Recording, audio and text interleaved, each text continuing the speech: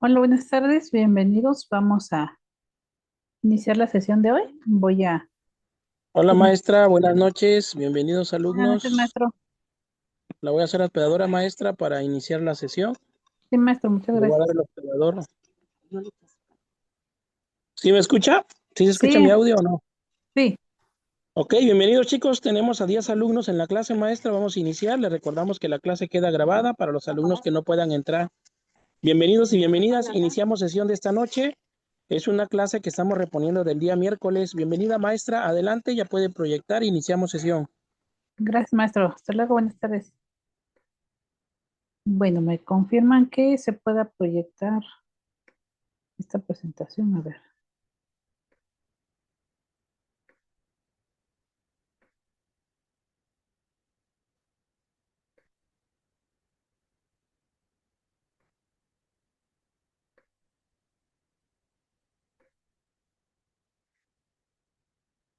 Ok, ahí está, ¿verdad?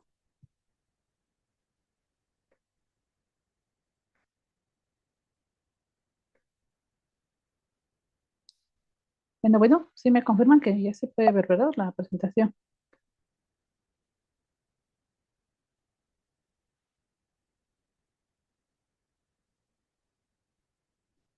¿Sí me escuchan? Sí, se puede ver la presentación.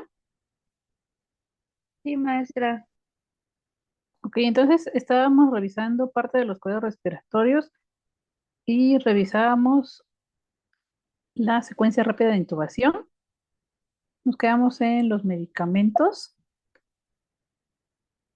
Para dar un repaso breve, los 7 pasos de la secuencia rápida de intubación son traspolados del inglés de las 7 Ps: preparación, preoxigenación, pretratamiento, parálisis con inducción, posicionamiento.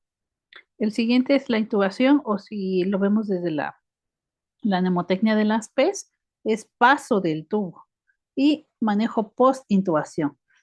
Repito: preparación, preoxigenación, pretratamiento, parálisis con inducción, posicionamiento, paso del tubo, que es propiamente la intubación, y manejo post-intubación.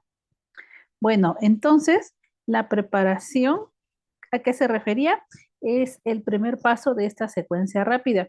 Y para esto nos vamos a apoyar, nos vamos a auxiliar de estas mnemotecnias del inglés, SOAPME y Lemon. A modo de mnemotecnia, pues vamos a utilizar la primera letra para formar este acróstico: succión, oxígeno, vía aérea, farmacología, monitorización y equipo. Y para evaluar la vía aérea difícil, habíamos comentado algunas, pero ya traspoladas en esta mnemotecnia: Lemon, look externally, que significa ver o mirar de manera externa; evaluar 332, ahorita lo comentamos; el Mayampati, la obstrucción de la vía aérea; y la movilidad del cuello. Vamos con la primer mnemotecnia, que es SOAPME. Aquí, ¿qué significa la succión? Oxígeno, la vía aérea, farmacología, monitorización y equipo. Bueno, básicamente se refiere a que nosotros como personal de enfermería que tenemos a nuestro cargo la organización de todo el servicio, prácticamente de los insumos, de los equipos. Debemos preparar desde la unidad que vamos a recibir a un paciente, ya sea que tenga a lo mejor algún criterio o no de intubación. Toda unidad, es decir, toda capacidad instalada de una institución de salud, dígase hospitalaria, donde se ingresa un paciente para algún tipo de tratamiento, ya sea diagnóstico, para tratamiento, para paliativos, etcétera, debe estar con su equipo completo de succión. ¿A qué se refiere? Desde que únicamente tenemos nada más la cama, a veces vemos la cama que está hecha, la cama que está tendida, pero no revisamos, no validamos que la funcionalidad de la propia cama, que tenga los insumos necesarios. Y esta parte que es súper importante, porque muchas veces sí podemos predecir que un paciente está grave y va a necesitar una intubación orotraqueal, pero muchas veces, ¿cuántas veces a ustedes no les ha sorprendido que un paciente estaba relativamente estable y de un momento a otro a lo mejor pasó alguna situación, un evento adverso y el paciente se complica? Obviamente los pacientes críticos, pues su estado así lo dice, van a ver marcadas el deterioro de la salud y es muy marcado ahí la necesidad de asegurar la vía aérea, de que lo intuben, pero pues estas unidades, precisamente todas las unidades donde se ingresa un paciente crítico, dígase choque, área de choque, dígase área de urgencias, medicina interna, etcétera, pero a lo mejor hay otros servicios donde no se nos hace tan familiar un paciente crítico, por ejemplo, en hospitalización, donde relativamente pues debemos estar preparados, pero se nos olvida mucho esta parte de tener nuestro protocolo completo de preparar de la unidad. No solo que la unidad esté limpia y tendida, ¿no? Sino que cuente con todos esos insumos que tenga desde el, el, los manómetros para el oxígeno, para succión, que esté conectado a su oxígeno hacia el vacío, el aire médico, tenga todos los aditamentos de los tubos, del tubo tigón o tubo látex, como lo utilizan en su unidad, el frasco de aspiración, que esté funcional, que tengamos los conectores. A veces esos conectores, ese material tan insignificante que pudiéramos creer que resulta ser es tan útil y tan importante, pues para cumplir toda la función de la propia aspiración. Entonces, bueno, ya que vamos a preparar toda la unidad, el carro de paro, preparamos incluso a lo mejor nuestras sondas que pudiéramos tener ahí en área de choque. Es muy común que ya tenemos casi las sondas ahí listas o un carrito destinado para aspiración con una solución especial, ya nada más para abrirla, para poder preparar los guantes, todo el equipo que vamos a requerir, gasas. Eso es importante prepararlo y se prevé desde la primera P, ¿sale? Con esta mnemotecnia, integrando todas estas letras de la mnemotecnia: succión, en el oxígeno, bueno, tener disponible la toma de oxígeno. Y cuántas veces en algunos casos, pues no era un área propiamente, a lo mejor puede ocurrir, puedo imaginarme, a lo mejor durante un estudio que el paciente es trasladado y ahí obviamente no vamos a tener preparada una unidad como tal, pero pues sí algunos otros aditamentos como un tanque de oxígeno, pero propiamente debe ser para ya proceder a la intubación, una toma de oxígeno que provea este gas medicinal. Y la vía aérea, preparar la vía aérea. Ahora ya tenemos todos estos aditamentos, pues eh, realmente hacer la succión, porque podría resultarle dificultoso a la persona que realiza la intubación y de primera cuenta, pues podría aquí el paciente broncoaspirarse si no tiene una vía aérea permeable o una vía aérea despejada. Dígase libre de prótesis, libre de secreciones. Y muchas veces pues pasa como nos expresa este concepto de la secuencia rápida, es una persona que no se conoce el periodo en el que ha consumido algún alimento. Entonces hay pacientes que a lo mejor tienen algún otro tipo de deterioro o de trauma, o incluso pacientes que vienen con sangre en la boca. Es importante permeabilizar la vía aérea y de esta manera pues nos apoyaríamos de la succión para la vía aérea. Entre los fármacos, pues preparar los fármacos que vamos a ver un poquito más adelante, ahorita para que los vamos a comentar. Monitorizar al paciente y en las unidades, pues ya tenemos ahí disponibles hasta nuestros electrodos conectados al monitor, ¿no? Ya prácticamente está en modo de espera el monitor. listo para colocarle los electrodos al paciente, sobre el pecho del paciente. ¿Ok? Y preparar el equipo. Esto es imprescindible para todos los siguientes pasos. ¿Ok? Bueno, y de allí continuaremos con la evaluación de la vía aérea difícil. Este es una determinación que ya explicamos brevemente en la sesión anterior. Vamos a revisarlo aquí un poquito más. Bueno, ¿a qué se refiere la evaluación de la vía aérea difícil con la mnemotecnia Lemon? Se refiere de primera cuenta a mirar externamente qué es, con cómo está la morfología del cuello, la longitud del cuello. Aquí tengo um, una diapositiva que nos va a ir guiando en cuanto a esta evaluación 332. Creo que no estaba avanzando mi diapositiva porque aquí estaba el equipo. Ahorita lo comentamos. 332. ¿A qué se refiere esta evaluación 332? Vamos a mirar y vamos a hacer unas mediciones, pues son un poco fáciles y relativamente eh, accesibles. Bueno, ¿a qué se refiere la regla del 332? Vamos a hacer tres mediciones. La primera, vamos a medir la posibilidad de que el paciente pueda aperturar la boca en una medida de 3 dedos de apertura oral. Es decir, aquí a manera de ejemplo, vemos una mano enguantada y tres dedos que es posible que pueda extenderse la abertura. ¿Ok?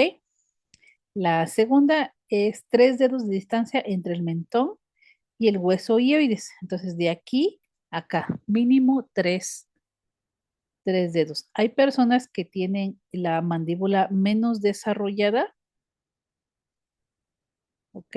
Y esto puede, o incluso muy protuberante, eso también pudiera dificultarle a la persona que va a hacer la inserción del tubo, el paso del tubo, ¿sale? Entonces es otra medición.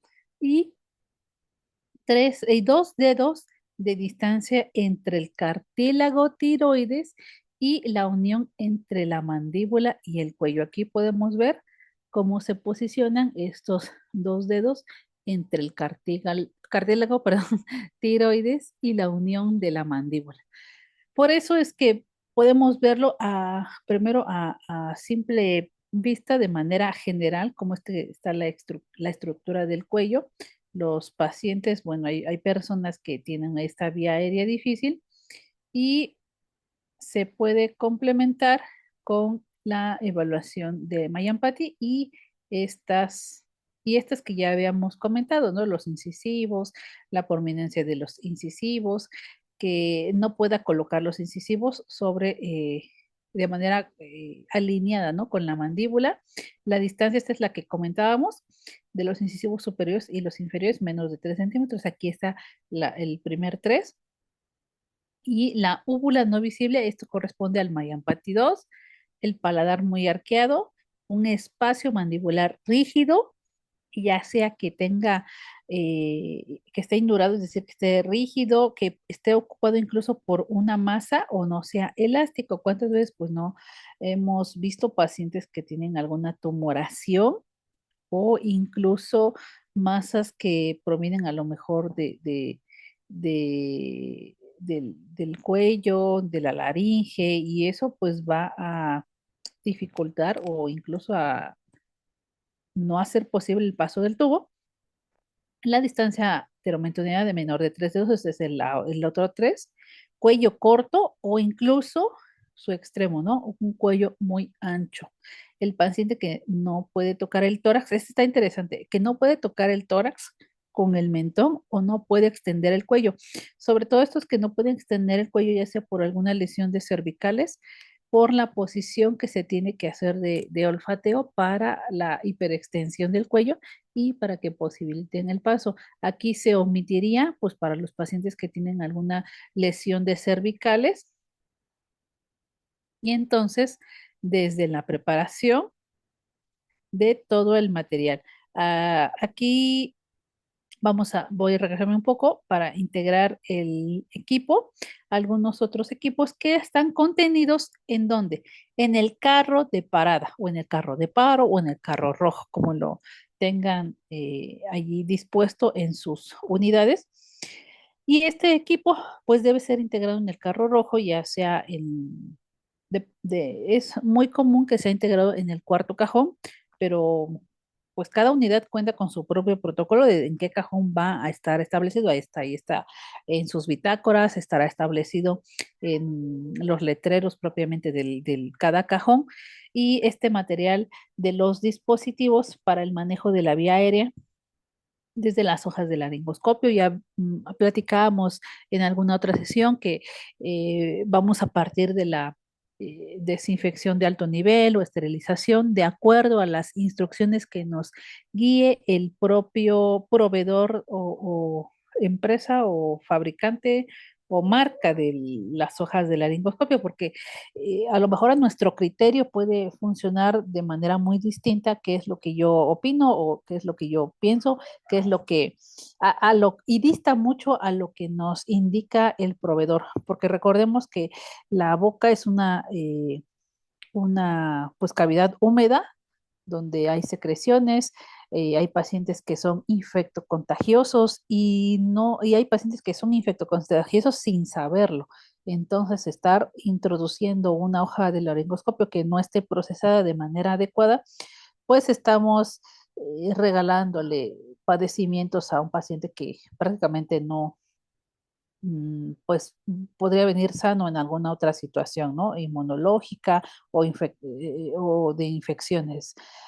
Para esto, pues bueno, partamos desde las fichas técnicas de qué es lo que nos dice cada ficha técnica de cada equipo de laringoscopía, cómo es que se debe de procesar, porque hay unos que se esterilizan, se pueden esterilizar, hay otros que solo limitan a su uso en desinfección de alto nivel. En lo general, estos equipos no entran en un proceso eh, de lavado ultrasónico o para los detergentes enzimáticos, pero por lavadoras ultrasónicas, es decir, esas lavadoras que hacen vibraciones, múltiples vibraciones, y esas múltiples vibraciones sí pueden deteriorar los equipos y los filamentos de las luces que tienen estos focos, estos LEDs, y eso sí lo puede deteriorar, ¿sale? O el mecanismo que le da luminosidad a los LEDs. Eso es de manera general, ¿no? Pero tendríamos que nosotros como personal de enfermería es la responsabilidad eh, que en nuestras unidades en México nos compete la preparación de todo el material. Ahora, este que es tan importante, la bolsa autoinflable y más comúnmente conocida como el ambú, ¿no? Es un dispositivo que se supone que tendría que ser desechable.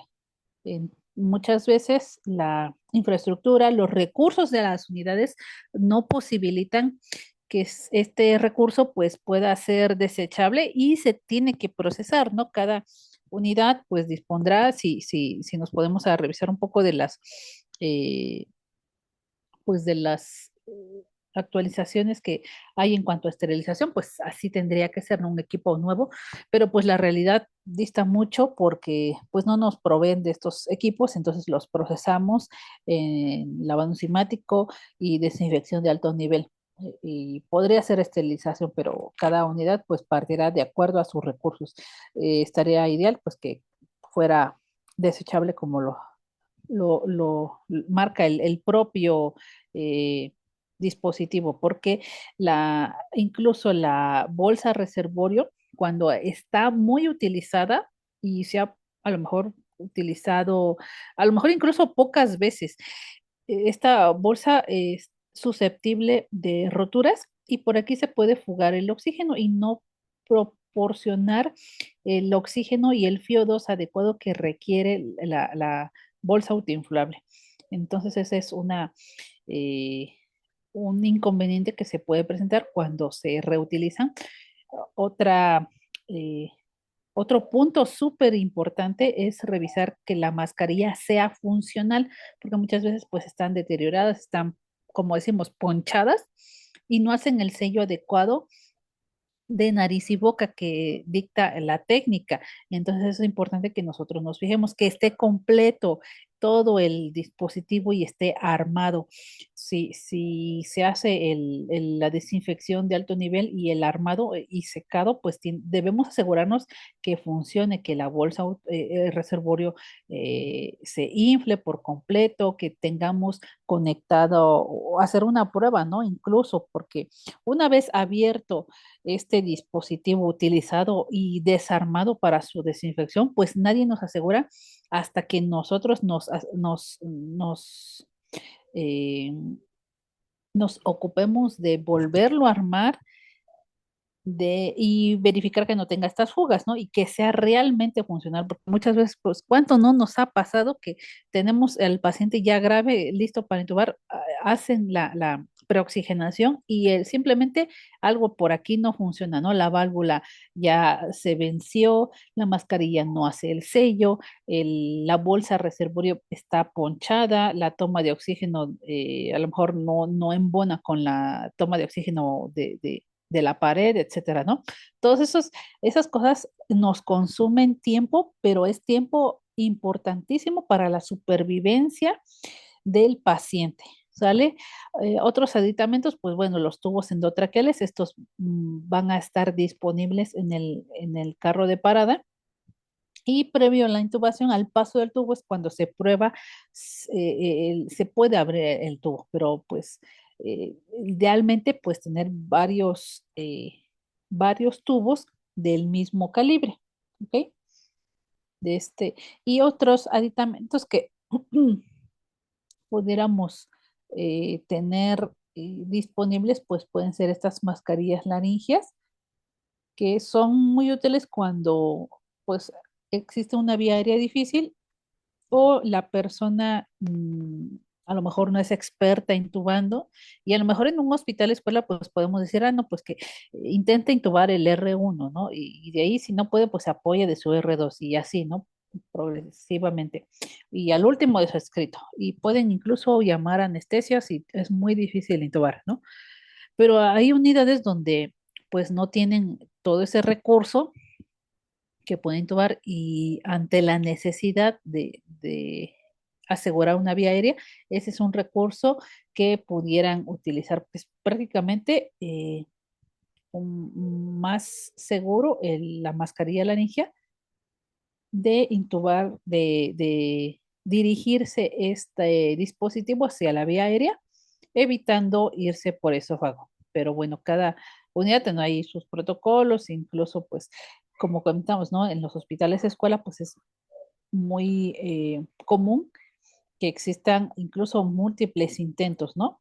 Entonces ahí tendremos que nosotros de primera cuenta asegurarnos de tener los equipos y el recurso y adicionalmente al equipo, al material, a los recursos materiales, a los recursos humanos, porque eso es imprescindible. Si no tenemos pues la persona a lo mejor experta para intubar, bueno, podremos partir de alguien que haya tenido algunas experiencias con la intubación.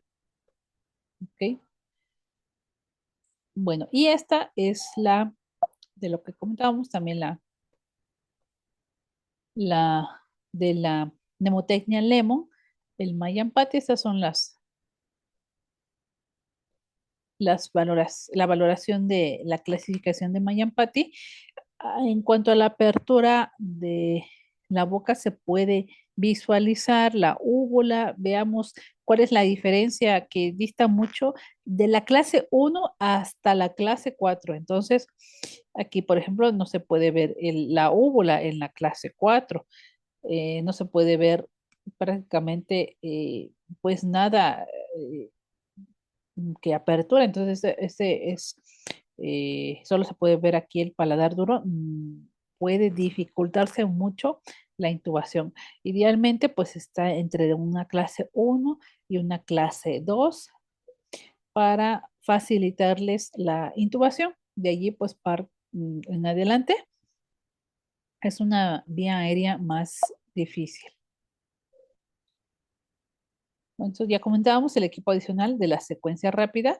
Ya tenemos el recurso material, ya tenemos el recurso humano, pero bueno, algo que muchas veces yo creo que a lo mejor aquí no pasa, pero pues está en la literatura, que debemos tener listo un ventilador mecánico y que funcione, ¿no? Entonces, este es obviamente es un recurso caro que no tenemos pues disponibles en cada unidad de hospitalización, porque funciona muy distinto una unidad de hospitalización a una unidad de cuidados intensivos. En la unidad de cuidados intensivos es uno por cama, entonces ahí la capacidad instalada que nos dicta la normativa es uno por cama, pero en otras áreas de hospitalización, allí ese recurso va a ser destinado de acuerdo a cómo se organizan. A lo mejor es uno por piso, dos por piso, o los que tengo disponibles ya los voy a distribuir en toda la unidad, los voy a distribuir en base a las necesidades, ¿no? Otros equipos, pues el capnógrafo, muchas unidades pues no cuentan con él, pero pues idealmente para corroborar la intubación, para la monitorización, eso es importante. Y en la pandemia, ahí en este contexto de COVID-19, pues se integró lo que es la mampara protectora y el equipo de protección personal. Este equipo tristemente se ha ido desplazando. A lo mejor creo que durante la pandemia nada más ahí se utilizó. Sin embargo, tiene que continuarse esta práctica para la protección de COVID-19 y de cualquier otra patología. Mm, ¿Qué es lo que integra? Prácticamente es el gorro, el delantal o la bata, la mascarilla N95, guantes y la careta. Pero pues se ha hecho prescindible de este material, de este equipo, por la practicidad, por la urgencia, por la propia adaptación que tiene el personal o a hacer uso o no de este material. Pero idealmente pues tendría que utilizarse. Y bueno, ahora, después de la preparación, comentábamos que sigue la preoxigenación. Entonces se posiciona la bolsa autoinflable sobre nariz y boca para hacerla de manera pausada las insuflaciones de manera lenta, que el paciente pueda, aquí les tengo un video, que el paciente pueda visualizarse que está ventilando, que está ingresando a su tórax el aire que estamos proporcionando.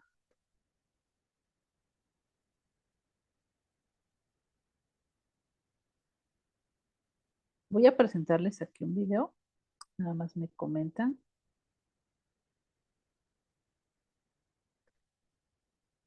si lo pueden escuchar.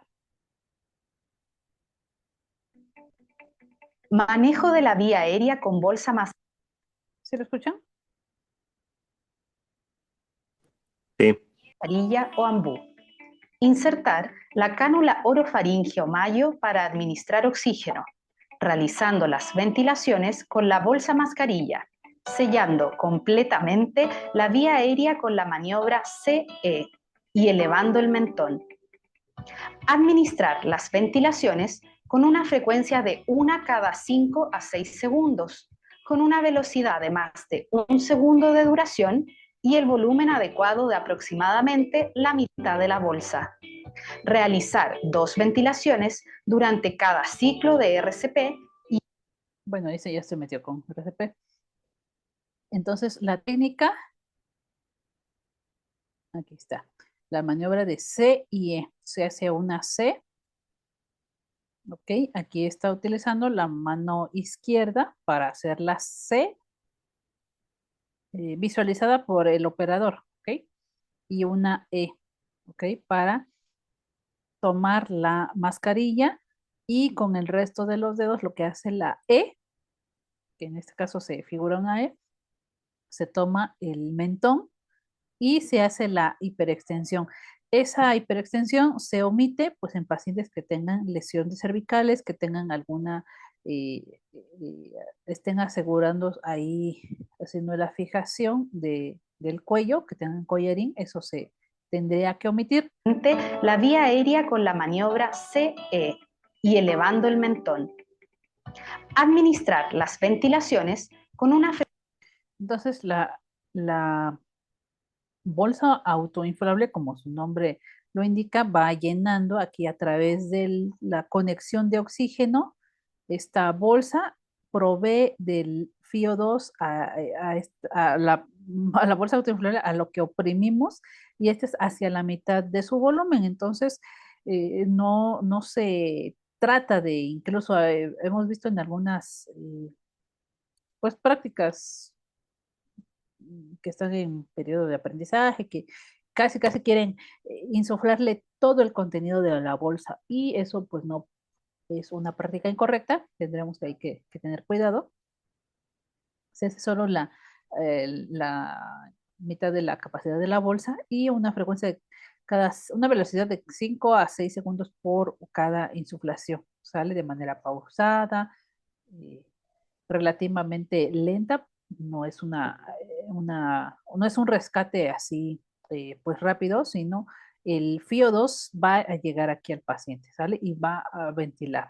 Frecuencia de 1 cada 5 a 6 segundos, con una velocidad de más de 1 segundo de duración y el volumen adecuado de aproximadamente la mitad de la bolsa. Realizar 2 ventilaciones durante cada ciclo de RCP y observar la elevación torácica en cada ventilación.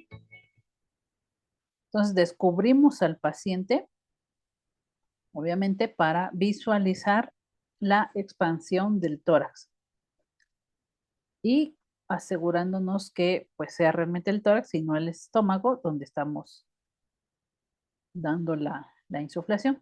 Completar ciclos de 30 compresiones por 2 ventilaciones.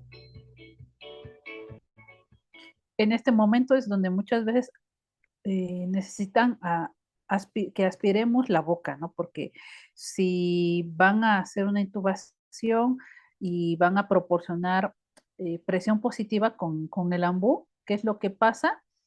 Que hay un reflujo del contenido gástrico, porque a pesar de que sí esté insuflando hacia los pulmones, hacia la vía aérea, indirectamente hay una presión positiva que está forzando hacia el esófago. Entonces, no es solamente hacia la nariz, sino también hacia el esófago. Entonces, pudiéramos tener aquí un reflujo del contenido gástrico, y aquí es importante asegurarnos que el paciente no se vaya a broncoaspirar con, con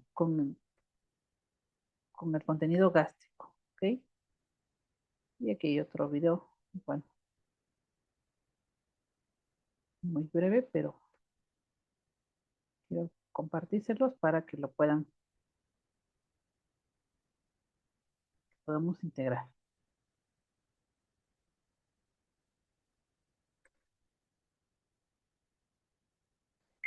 Esta es una cánula de Guedel o también llamada cánula orofaringea. Se utiliza para mantener la vía aérea permeable en pacientes inconscientes. Existen diversos tamaños y ahora te muestro cómo se mide. Se utiliza la comisura labial y el lóbulo de la oreja para medir. Para colocarlo utilizamos la concavidad hacia arriba y Entonces se hace la medición, se inserta y se gira. luego se rota a 180 grados cuando llega al orofaringeo. Procedemos a dar ambú y listo. Esta es una cánula de Guedel o también llamada cánula orofaringea. Se utiliza para mantener la vía aérea permeable en pacientes inconscientes. Existen diversos tamaños y ahora te muestro cómo se mide. Se utiliza la comisura labial y el lóbulo de la oreja para medir. Para colocarlo utilizamos la concavidad hacia arriba y luego se rota a 180 grados cuando llega al orofaringeo. Procedemos a dar ambú y listo. Entonces estos son preparativos que nosotros pudiéramos implementar. No, no creo que estén peleados con el área médica, y ya estamos como adelantándonos los pasos. Si es que en sus unidades a lo mejor es únicamente el personal médico o que ha tenido las capacitaciones o que ha tenido los protocolos que va a hacer la intubación, ¿no? Entonces, tiene que ser un personal preparado, pero ya debemos nosotros conocer el material y el propósito para irnos adelantando a los pasos. Es como en el área quirúrgica. El área quirúrgica va adelantándose a los pasos que va a hacer el cirujano. Entonces, así en este sentido, nosotros tendríamos que adelantarnos a todos los pasos, a todos los escenarios y los recursos materiales y físicos que pudiéramos necesitar. Entonces, todo eso tendremos que preparar. Bueno, la preoxigenación de 3 a 5 minutos, fiodos al 100% para pues buscar una saturación periférica mayor al 92%. Y bueno, el tercer paso, el pretratamiento, eso es lo que me comentaban que querían que revisáramos un poquito más a fondo. Bueno, del pretratamiento, ¿a qué se refiere? A tres partes de la administración de estos medicamentos. Tenemos la premedicación, la inducción y la parálisis. De la premedicación del pretratamiento hay medicamentos, como su nombre lo dice, indica, son antes de la inducción, ¿sale? Antes a que el paciente no, por sí mismo, pues no nos va a permitir, aunque esté consciente, eh, que pasemos el tubo, ¿no? O hay pacientes que ya tienen deterioro neurológico y a pesar de ese deterioro neurológico, por la musculatura de la laringe y la contracción fisiológica, no es posible pasar el tubo. Entonces, para esto necesitamos de esta medicación posterior, que es la inducción, y la última, que es la parálisis. Entonces, en la premedicación, estos medicamentos son algunos de los más utilizados, a lo mejor hay otros que son a menor, más preferencia o incluso a disponibilidad, porque a lo mejor podemos tener al personal capacitado con las guías más actuales, pero ¿qué pasa en nuestras unidades, tanto públicas como privadas? Y se los platico con conocimiento de causa, no existe todo el material, ¿no?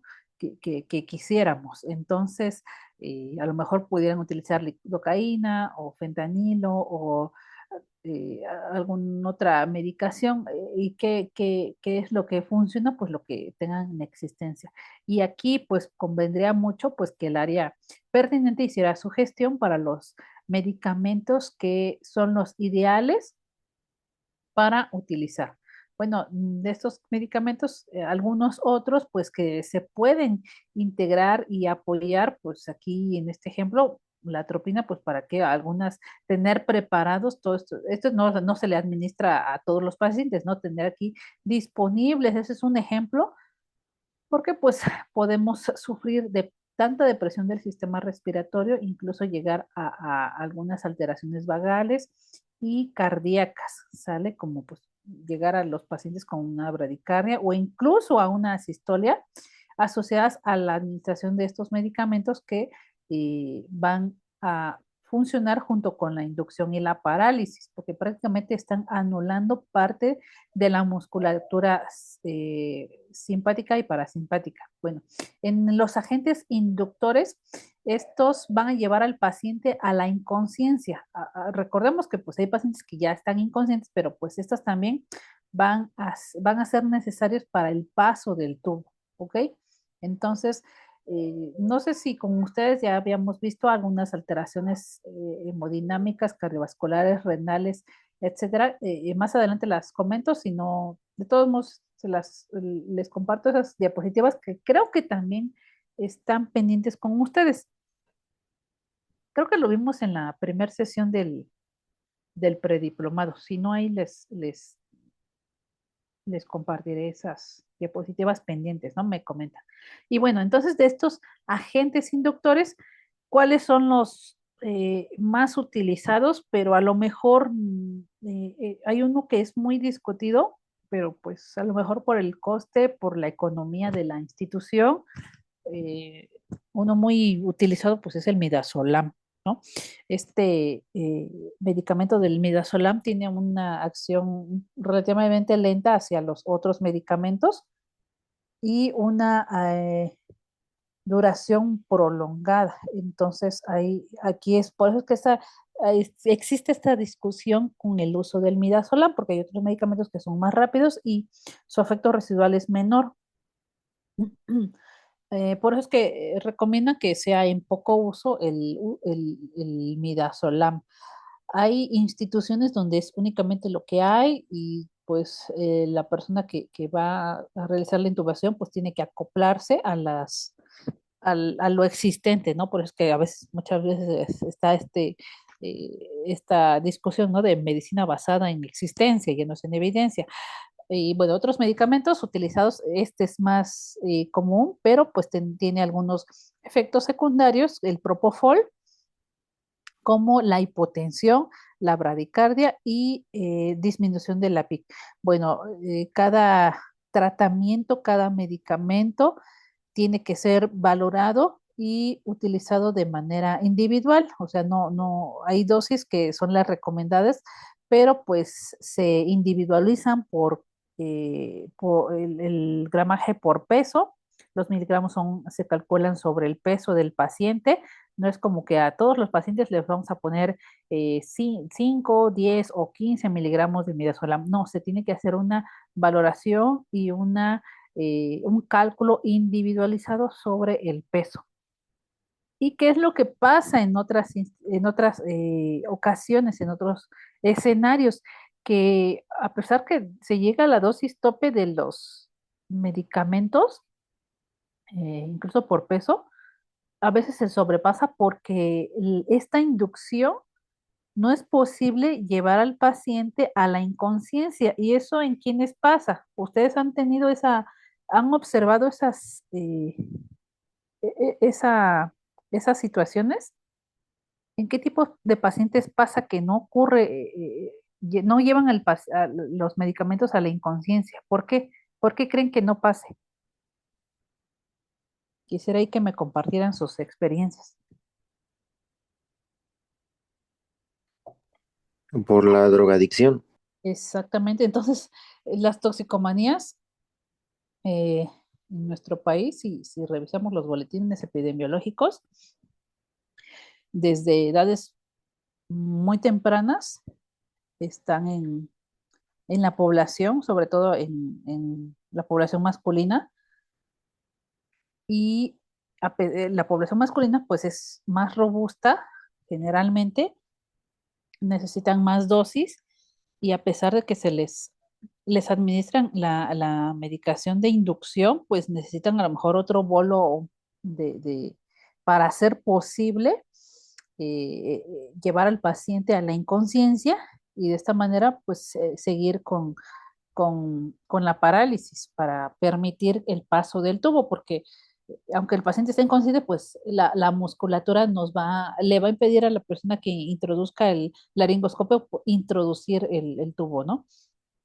Bueno, y otros medicamentos utilizados en la inducción son el etomidato y la ketamina.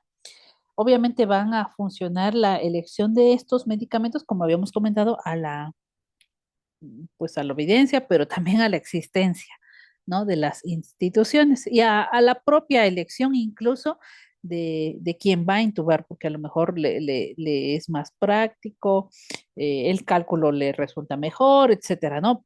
Y por eso es que la administración es individualizada tanto del paciente, ¿no? Con el cálculo del peso. Por eso es importante que hagamos ahí, pues a lo mejor un cálculo aproximado ahí a lo que nosotros podamos suponer que pesa, si es que no tenemos un peso eh, documentado.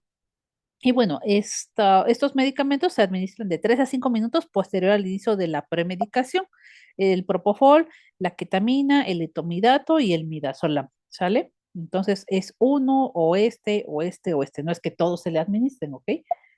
Por eso es que se tiene que individualizar. Y por último, la parálisis. Ya se administró la inducción, de inmediato se administra la parálisis. ¿Y cuáles son los más comunes o las evidencias más recomendadas? Son la succinilcolina y el rocuronio.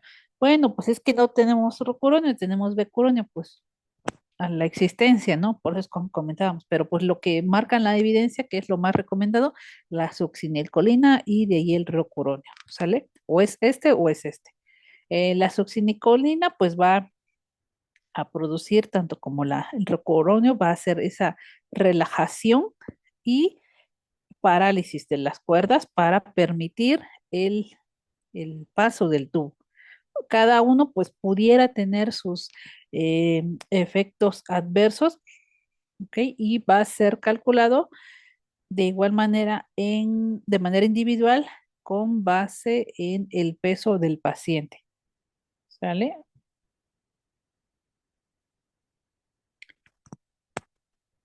Y bueno, la siguiente P es el posicionamiento. Esta ya la habíamos comentado un poquito, la alineación de los ejes y la extensión del cuello. En el caso, pues que no sea posible la extensión del cuello, pues sería una elevación.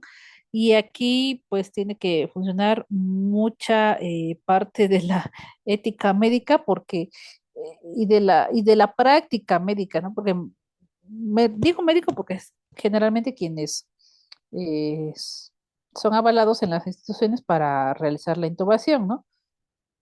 Pero pues en el prehospitalario hay personal muy capacitado, muy preparado, que no son médicos, que son técnicos en urgencias médicas o de otros profesionales afines que realizan intubaciones, ¿no? Entonces ya aseguran la vía aérea y tienen esta práctica y esta habilidad.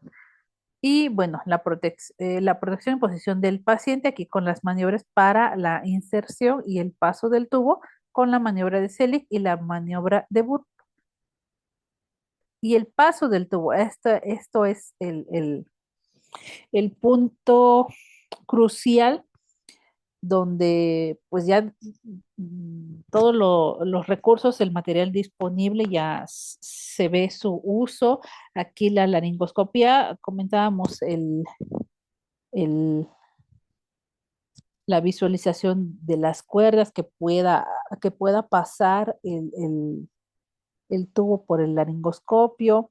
eh, Aquí todo lo que está mal en este momento se va a hacer evidente, que no funciona el aspirador, que no funciona el laringoscopio, que no funciona la hoja del laringoscopio, que no funciona, etcétera, ¿no? Aquí todo ocurre, ¿no? Que no funciona la bolsa AMBU. Entonces no es posible llegar a la intubación si todo está mal, ¿sale? Entonces por eso es que ¿ustedes por qué creen que el carro de paro sea uno de los criterios mayores cuando nos evalúan en la acreditación y en las certificaciones de las instituciones de salud? Pues porque todo tiene que estar ahí disponible y a veces queremos suplantar un recurso material del carro de paro por otro, ¿no? Que es incorrecto, que es inadecuado, que no es el necesario, ¿ok? Por eso es que en la intubación propiamente es donde se puede determinar que el equipo multidisciplinario está haciendo su labor, ¿no? Que enfermería está haciendo su labor, que, que incluso ahí hasta el camillero, ¿no? Está haciendo su labor, está movilizando al paciente. En alguna ocasión, pues me tocó observar, ¿no? Que pusieron una cama al revés, es decir, estaba conectada por los pies y era estas camas de UCI que necesitan, que son electrónicas, que necesitan conectarse. ¿Y por qué es que estaba pasando el cable por la piecera de los pies? Pues es que estaba al revés la cama, la piecera eh, no la piecera estaba donde estaba el monitor de signos vitales. Entonces, aquí todo se vio que estaba mal, ¿no? Entonces, hay ocasiones donde pues decimos que qué es lo que está pasando. A lo mejor falta experiencia, falta preparación, falta conocimiento. Todo lo que está mal puede aterrizar en tiempo, en velocidad de reacción del propio personal. Y bueno, entonces regresamos aquí al paso del tubo, que es este sexto paso de la secuencia. Y el uso del buggy me comentaban. La verdad yo no, en mi unidad pues no tienen el buggy, pero aquí les presento un video. Está traducido, por eso es que van a encontrar palabras como raras. Aquí en este video le dicen bujía al buggy, porque es como su traducción, ¿no? Cuando entras. Entonces, el buggy es este dispositivo que van a ver de color azul, que también sirve como intercambiador del tubo. Es decir, determinados días en su institución, a lo mejor lo hacen cada 7 días o cada 10 días o cada 15 días, que ya sería pues impráctico, pues que a veces se recomiendan cada 5 o máximo 7 días hacer el cambio del tubo como intercambiador. Pues si no tienen este aditamento en las unidades, pues por eso es que los pacientes tienen a lo mejor más estenosis, más fístulas por la permanencia prolongada del tubo endotraqueal. Y pues sirve como intercambiador porque pasan el buggy a través del tubo, sacan el tubo viejo, antiguo, dijéramos, y vuelven a insertar el, el tubo nuevo. ¿Ok? Bueno, aquí vamos a ver el buggy. Vale, puedes manipular esto arriba, abajo, izquierda, derecha. Pasa por tus dedos una vez que estés dentro y avanza. Saca esto y entonces el tubo se curva y entra. Vale. Signo de apertura de interrogación. ¿Cómo se llama eso? Se llama agarre kiwi. Vale. Punto. Vale. Vale, Frank está listo. Tienes 20 acomodaciones. Sí, Tony acomoda una. Y acomodación entrando donde sea.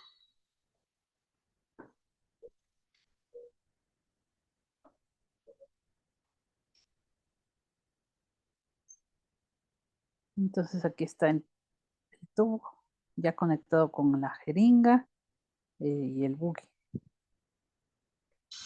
Signo de apertura de interrogación. Aquí están utilizando la laringoscopia con video, muy práctico. ¿Dónde están tus cables, tío? Ese cable.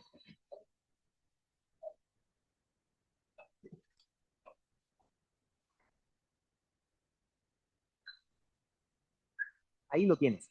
Deslízalo hacia adentro. No me gusta eso. Bloquéalo un poco. Ahí lo tienes. Empújalo hacia adentro.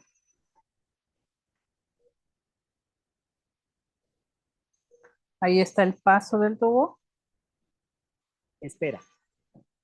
Si lo sostienes ahora como un lápiz, puedes tener arriba, abajo, izquierda, derecha y puedes girar.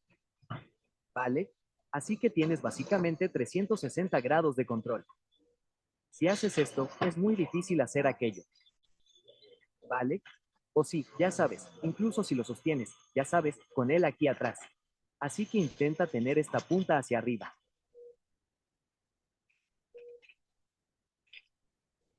Vale.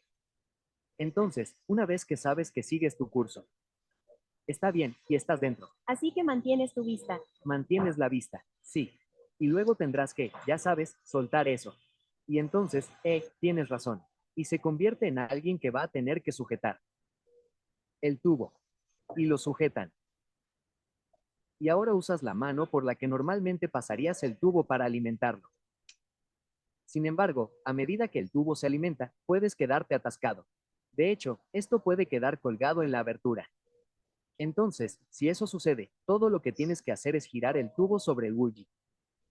Entonces, vas a la 1 de la mañana, ya sabes, desde que estás en las 12 del día aquí mismo. Vas a la 1 de la mañana y luego intentas alimentarlo, ¿cierto? O puedes ir en la dirección opuesta. Pero si el tubo cuelga sobre la bujía, simplemente gira su tubo. Es como cuando haces una línea central y no puedes atravesar la pared y simplemente la giras un poco para perforarla. Lo mismo. Estás llegando a casa, gira un poco y eso te ayudará a pasar. ¿A qué me refiero en el caso de que no puedas ver? Sí. Si no puedes ver el recorrido, si lo haces a ciegas, sería como hacerlo a ciegas con un tubo. Ya sabes, colocas el tubo donde crees que está. Sientes el cuarzo, sientes el anillo. Y una vez que sabes que estás dentro, seguirás haciendo lo mismo. Seguirás haciendo que alguien sujete la sonda mientras avanzas. ¿Verdad? Vale, y lo consigues. Pero si puedes, lo ideal es que veas las cuerdas, que veas la sonda pasar a través de las cuerdas. Vale. Y ahora sabes que estás dentro, pero aún necesitas ver si puedes ver el tubo pasar por los cables, y luego puedes ir. Y sabes, cuando estás haciendo tú, puede que haya dicho la L, pero lo que quise decir fue videolaringoscopia VL, especialmente con el endoscopio ciego, ya sabes, con ese estilo duro. Es un procedimiento para 2 personas. Tienes que tener a alguien que sostenga el estilo en su lugar mientras haces avanzar el tubo. Y no tienes 3 manos. Necesitas una mano para sostener el endoscopio en su lugar para que puedas ver lo que estás haciendo. Y luego necesitas otra mano para hacer avanzar el tubo. Alguien tendrá que sujetar el endoscopio en su lugar por ti. Y eso puede ser un terapeuta, puede ser una enfermera, realmente no importa quién sea. Lo mismo ocurre con el bujía. Si tienes ayuda, haz que alguien, ya sabes, una vez que estés ahí y estés listo para introducir la sonda, haz que alguien sujete el bogey en su sitio para que puedas avanzar la sonda. ¿Puedes hacerlo tú solo? Sí, puedes. Sobre todo si estoy haciendo la endoscopia habitual, veo que paso el bogey, sé que estoy en el sitio correcto y entonces puedo seguir adelante y pasar la sonda por encima. Pero lo ideal es que puedas ver para pasar por 4. No. Bueno, esta última reflexión que hace de que es un procedimiento para pues 3 manos, 4 manos, es importante porque cuando pues, hacemos la práctica en el simulador, se toma el laringoscopio y se desvían los tejidos, así como dice acá, hacia la izquierda y se hace el ángulo a 45 grados, pero muchas veces se supera el ángulo de 45 grados y es donde se puede lesionar al paciente. A lo mejor en el simulador, lo que le llaman maniquí, pero su nombre correcto es simulador. En el simulador eh, para la laringoscopia, pues no está rígido. Podemos imaginarnos ahí, pues el plástico eh, donde pasa el laringoscopio y es muy distinta la textura y la constitución hacia la diferencia que tiene pues una persona, ¿no? Donde pasa el tubo que relativamente pues es pues fácil que dice los procedimientos, pero es difícil en el momento de hacer la introducción o la laringoscopia, porque si bien tenemos a lo mejor como este ejemplo del video, ¿no? Una laringoscopia con video o una videolaringoscopia, en ese momento en el que sujetan el laringoscopio para pasar el tubo, si es que no cuentan con el buggy, es donde esos segundos o fracciones de segundo se puede mover el laringoscopio donde ya se visualizaron las cuerdas y no es posible pasar el tubo. Por eso ya entendimos aquí, bueno, yo ya hice aquí esta reflexión de la practicidad del buggy porque es más delgado, se pasa a través cuando se visualizan las cuerdas, se pasa a través de las cuerdas y de allí ya se puede pasar el tubo entre el buggy, ¿cierto? No sé quién lo estaba comentando. Entonces esa es la practicidad que tiene aquí el buggy.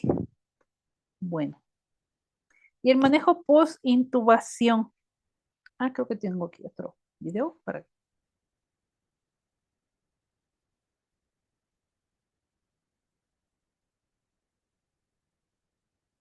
No, está más adelante. Bueno, entonces aquí en el manejo de la post-intubación, bueno, ya se corrobora que esté en la vía aérea, que no esté en esófago. Se auscultan los campos pulmonares, que ventile derecho, izquierdo, que pues, ¿y qué es lo que pasa si se intuba en el esófago? Pues vamos a tener con la presión positiva que se hace al conectar el, al tubo, el conector del tubo, pues se ejerce presión positiva, vamos a tener de retorno que el paciente vomite, ¿no? A través del tubo. Entonces ahí está, bueno, está prácticamente asegurándonos que está en esófago. De nueva cuenta tendrían que hacer la intubación. Por eso es que en este paso, si no tienen el buggy, es donde se puede perder esas fracciones de segundo cuando se mueve la persona que está sujetando el mango del laringoscopio. Entonces ahí se pierde y se mueve levemente y es donde ocurre una intubación fallida, ¿no? Por eso es que hay que corroborar el tubo. Es una, pues muy práctica, pero que no tienen en muchas instituciones, es la capnografía. Ahí se puede visualizar.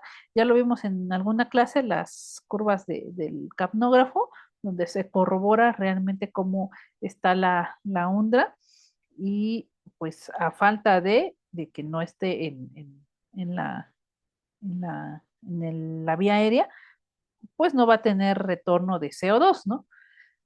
Y bueno, otros métodos pues, que son útiles es la insuflación del tórax y la ultrasonografía, pues ya en más auge, y la radiografía de tórax. Esta pues tiene que visualizarse el tubo retraqueal aproximadamente 2 centímetros arriba de la carina de la tráquea. ¿Sale? Otra, mm, otra observación pues es la humidificación del tubo endotraqueal, pues se puede ver aquí como un vapor leve. No es un método seguro ver la humidificación, pero sí nos ayuda, pues como para ir identificando aquí algunos datos. Y esto aquí va a integrar el manejo post-intubación. Bueno, importante tener en cuenta este otro acrónimo que es DOPE. Vamos a pues prevernos sobre el desplazamiento del tubo, obstrucción, neumotórax y tener todo el equipo necesario ante estas eventualidades. El manejo hemodinámico, pues bueno, ya conectar al paciente. Para esto, pues debemos eh, utilizar aquí el circuito, ya conectar también, si en sus unidades, pues idealmente, que es lo que debemos utilizar, el circuito de aspiración cerrado, ya integrarlo hacia el circuito del ventilador mecánico. Y qué otros cuidados ahorita post intubación vamos a integrarlos con los cuidados respiratorios, monitorear la saturación periférica del oxígeno, la saturación que esté pues sobre 90%, la capnografía marcando entre 35 y 45 milímetros de mercurio y la estabilidad hemodinámica, una valoración de la TA, de la PAM, porque recordemos que los medicamentos de la premedicación, inducción y la parálisis pues tienen estos efectos hemodinámicos. Entonces, muchas veces se hipotensan los pacientes, pueden incluso llegar a parada cardíaca, por eso que debemos estar preparados. ¿Sale? Voy a integrar aquí una actividad para que puedan despejarse un poquito y participar. Es importante, por favor, aquí que participen porque también a su servidora pues me va a servir como para ir sondeando cómo podemos este, complementar pues estos cuidados que estoy compartiendo. Voy a escribir en el chat aquí de la sesión esta liga, ¿sale? Para que puedan ingresar, por favor. Quienes nos ven en la grabación, también, por favor, agreguen la actividad. Aquí la voy a tener en la grabación. Pueden ver también en la grabación la pantalla. Escaneen el código QR. Y a quienes están conectados, por favor, les pediré que puedan apoyarme ingresando a esta dirección que escribí para dirigirnos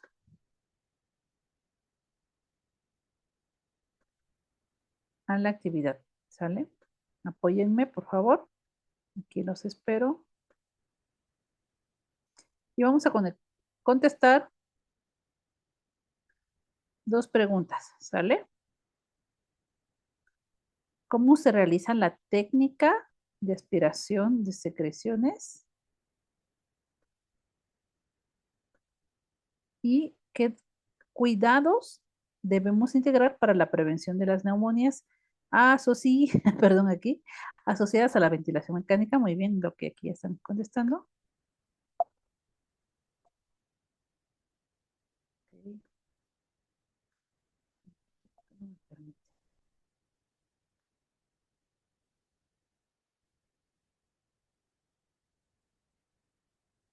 ¿Cómo se realiza la técnica de aspiración de secreciones? Por favor, apóyenme ahí contestando ambas preguntas y damos unos minutitos.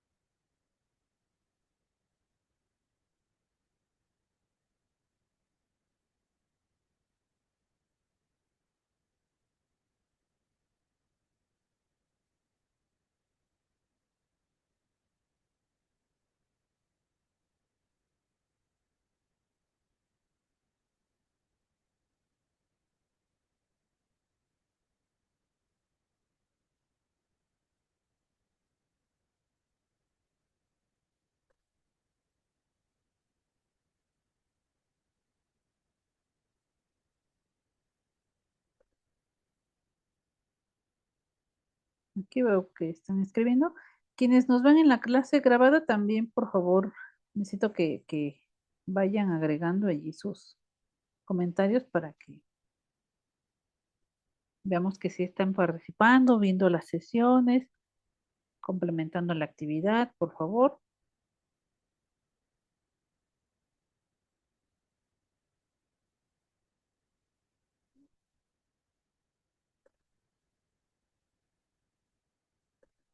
Aquí veo que ya rayaron la pantalla. Voy a dejar de compartir un segundo para que se borre esta rayita que por aquí se ve. Sí, ¿verdad? Se ve esta rayita.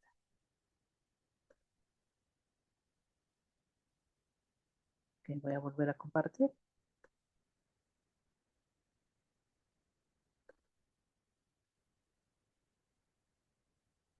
Ok, aquí ya van integrando estos cuidados que debemos agregar para la prevención de neumonías. Ahorita lo revisamos.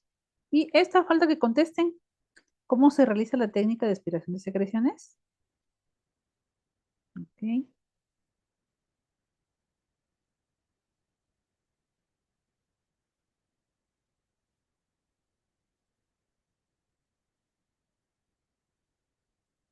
adelante, adelante para que vayan aquí agregando sus respuestas, por favor.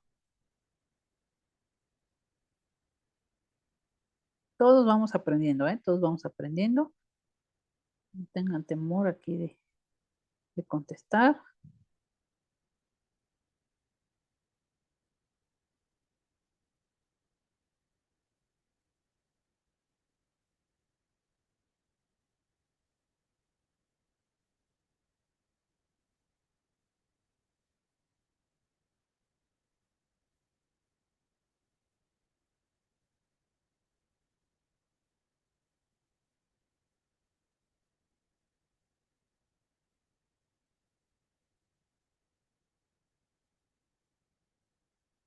Ok, veo que están escribiendo. Espera un momentito.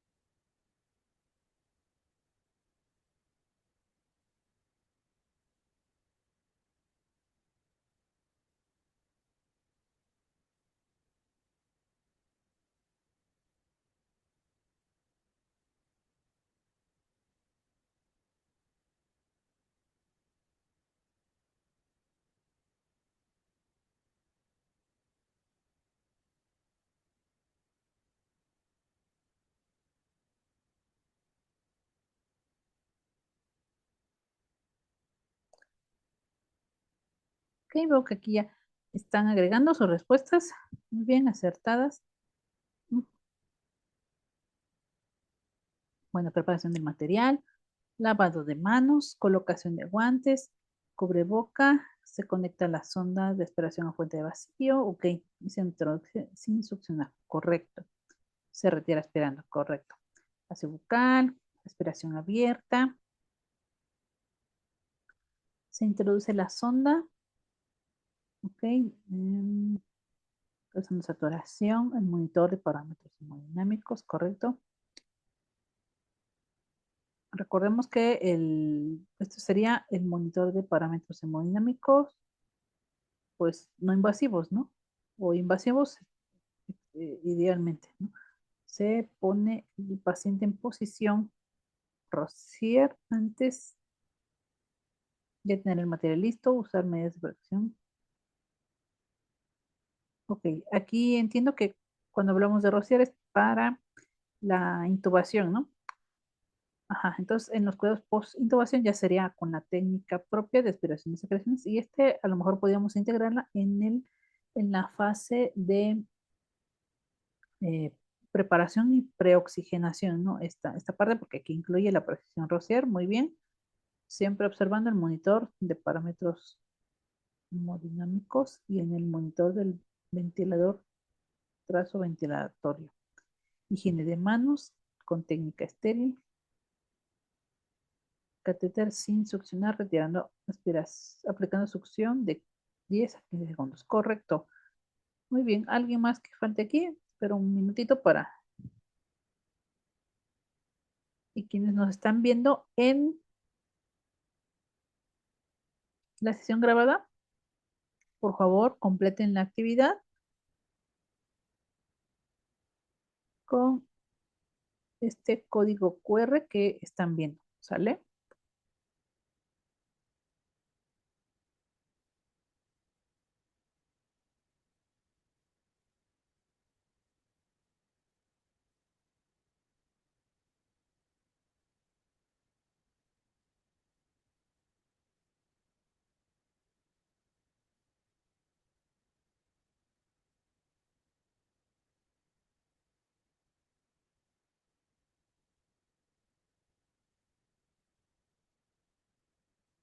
Sí, creo que ya fueron todos. Se introduce la sonda, se respira sutilmente, sale la flema, se lava la sonda y se procede de nuevo. Ok, correcto. Bueno, muy bien. Vamos a terminar de integrar esta. Ah, aquí tenemos otra.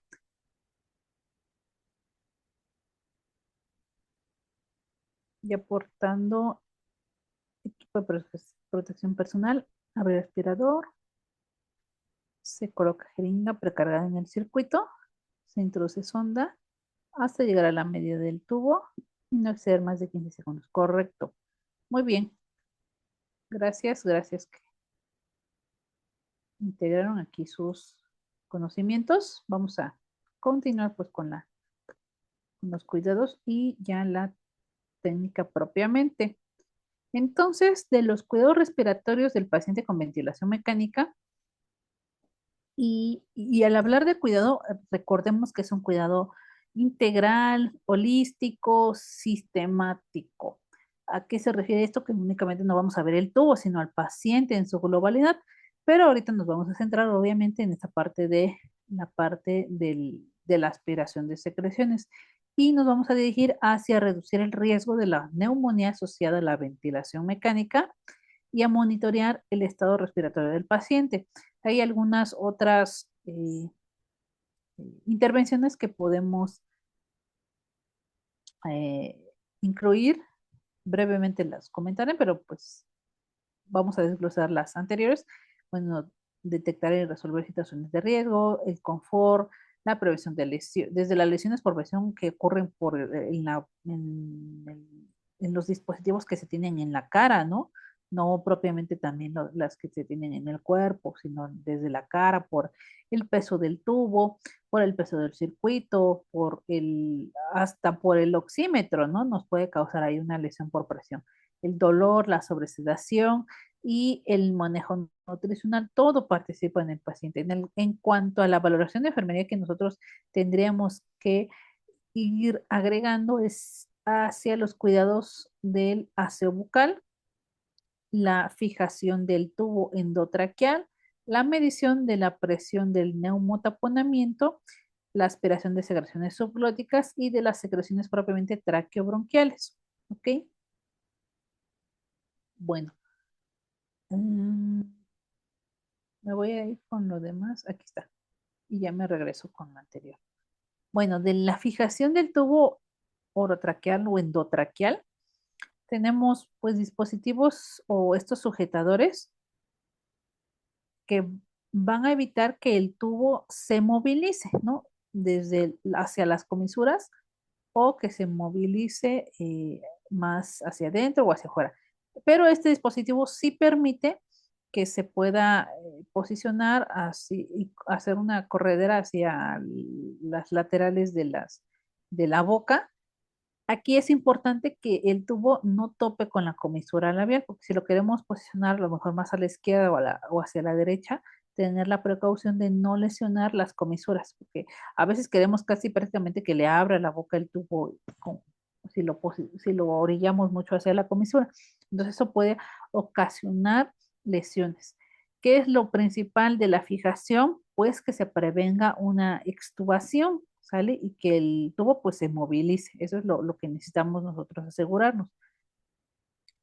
A lo mejor más que estético, porque a lo mejor hay personal que no le gusta este material, que puede expresar que es muy rígido, que aquí tiene como un tipo velcro, ¿no? Que para algunos pues puede resultar a lo mejor un poco dañino o lesivo hacia la piel tan sensible que son los labios, por eso debemos tener especial precaución para la fijación y no hacer una, un aplastamiento leve o no, o tener precaución de que no tengan contacto con el labio, ¿no?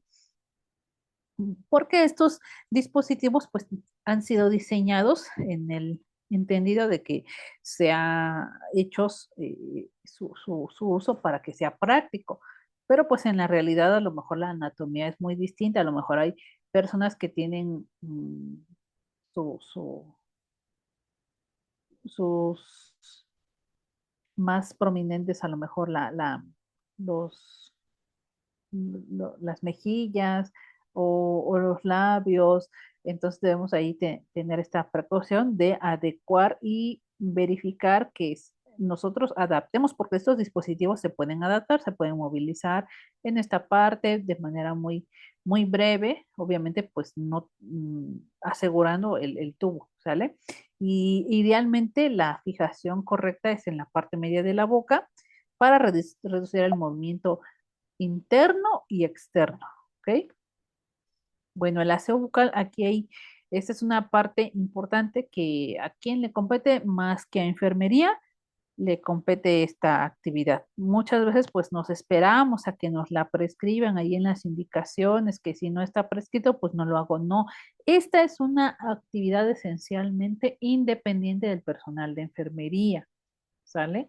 Todos los cuidados de higiene y confort pues corresponden aquí a una necesidad y a una respuesta humana que nosotros estamos valorando en nuestro paciente. Entonces, si nosotros lo estamos valorando, es un cuidado de enfermería que nosotros podemos proporcionar porque tiene el paciente un déficit del autocuidado y por ende es una actividad esencialmente asistencial y que se puede realizar de manera independiente, no necesito hacerla eh, me sea prescrita. Obviamente sí la puedo hacer en colaboración, a lo mejor con la auxiliar, con el pasante, con la especialista, pues para apoyar, a lo mejor ahí, si no tengo a lo mejor práctica abriendo la boca del paciente, haciendo la aspiración, ahí sí podemos participar a lo mejor más de un elemento de enfermería, ¿no? Pero a lo que me refiero de manera disciplinar que no esté prescrita en las indicaciones, porque a veces hasta para eso queremos que nos prescriban la necesidad de aspirar las secreciones tanto de boca como de la tráquea, ¿no? Entonces, nosotros tendremos que hacer una valoración de las necesidades de la persona. ¿Y qué es lo que pasa muchas veces? Me voy a ir adelantando, que en las indicaciones clínicas, pautas clínicas, indicaciones médicas, como lo conozcan en su institución, pues si no dice aspiraciones y secreciones gentil, parece que no lo hacemos, ¿no? O lo hacemos agresivo, ¿no? Parece que dice aspiraciones y secreciones agresivas. Entonces, tener mucho cuidado con eso y no verlo como una situación rutinaria, ¿sale? Sí, no es necesidad la aspiración, pero el aseo bucal es importante. ¿Y qué nos dicta, qué nos marca el paquete de acciones para la prevención de neumonías asociadas a la ventilación mecánica? Prácticamente es la higiene de manos, como ustedes muy acertadamente comentaron aquí en la participación del Mentimeter, la elevación de la cabecera, ¿ok?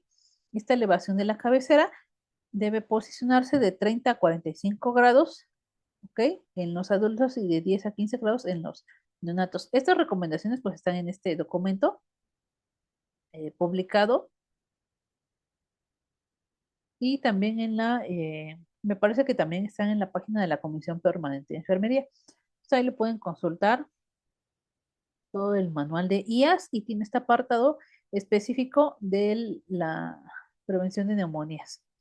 La cánula endotraqueal con el tubo, aquí se hace especial atención en la insuflación del neumotaponamiento, o comúnmente dicho de cariño o a lo mejor por ignorancia, ¿no? Le decimos el globito, ¿no? Del tubo, pero pues su nombre correcto es el globo o válvula del neumotaponamiento, ¿ok? Mariana, ¿va a participar? Ok. Y adelante, Mariana. Mariana, adelante, Mariana.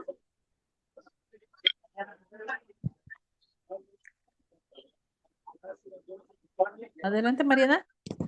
¿Le escucho? Bueno, entonces el neumotaponamiento tiene que funcionar con una presión que evite la aspiración de estas secreciones de la vía aérea superior desde el tracto digestivo y evitar, obviamente, que el paciente se extube porque pues no tiene esa válvula, esa medida de seguridad que se le da a la vía aérea con este neumotaponamiento. Y ojo, aquí lo importante también de hacer la medición y que impacta mucho en la calidad de vida posterior a que el paciente fue extubado y también en otro pues recurso muy valioso que es la voz, ¿no? La necrosis traqueal, ¿sale? Entonces, cuando se supera esta presión es cuando vamos a ver más adelante pues las consecuencias de no hacer un correcto manejo, aunado a la necesidad de prevenir las neumonías. Hay otras consecuencias que parten de superar esta presión del globo del neumotapotamiento. Bueno, ¿qué otras acciones son la evaluación diaria ante la posible interrupción de la sedación y de la extubación? El aseo oral, ¿qué es lo que recomendado? Con clorexidina al 0.12% o la solución fisiológica al 0.9%, ya sea que no tenemos una, pero pues en las instituciones de manera general, casi en todas ellas se cuenta con solución cloruro de sodio al 0.9%, esa pues creo que no falla, ya sea en ampolletas, en dosis individuales o en carguitas o pues ya de perdida, como dicen, ¿no? En frasco, ¿no?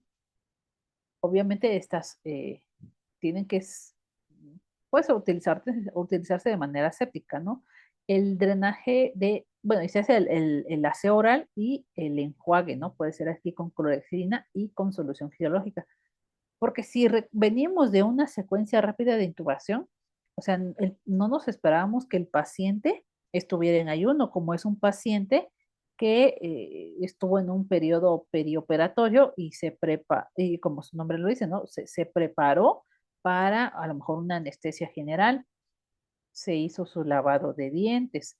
Entonces, muchos de los pacientes que entran en la secuencia rápida de intubación, pues vienen de un trauma, vienen de a lo mejor algún accidente, vienen a lo mejor de un shock hipovolémico, anafiláctico, no se conocía o no se esperaba una situación que llegara a este shock y pues fue la necesidad de intubarlo, ¿no?